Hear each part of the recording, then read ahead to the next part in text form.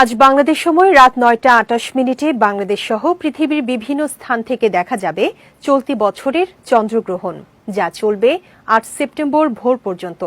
এদিন রাতের আকাশে লালচে রূপে ঝলমল করবে ব্লাড মুন, যা সাম্প্রতিক সময়ের অন্যতম দীর্ঘতম গ্রহণ। কিন্তু প্রশ্ন হচ্ছে, চন্দ্রগ্রহণের সময় মুসলমানদের করণীয় কি হতে পারে? সিরাজুম মনিরা বিলাসী জানাচ্ছেন বিস্তারিত।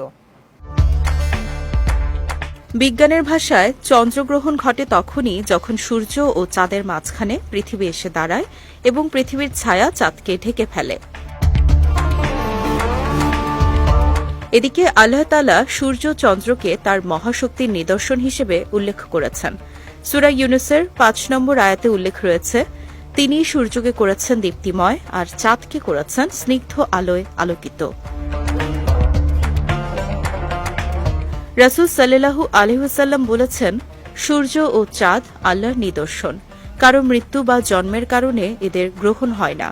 যখন তোমরা গ্রহণ দেখবে তখন দোয়া করো, আল্লাহর মহিমা ঘোষণা করো, তাকবীর বলো, নামাজ আদায় করো এবং সদকা দাও।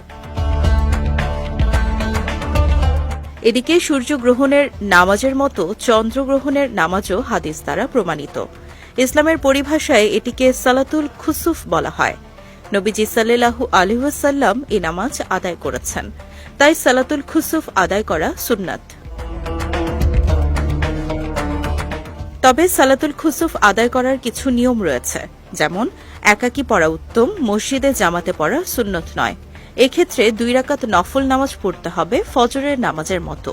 ইচ্ছে করলে ৪ রাকাত বা তারও বেশি পড়া যায়, তবে ২ বা ৪ রাকাত পরপর সালাম দিতে হবে, কিন্তু আজান ও একামতের প্রয়োজন নেই।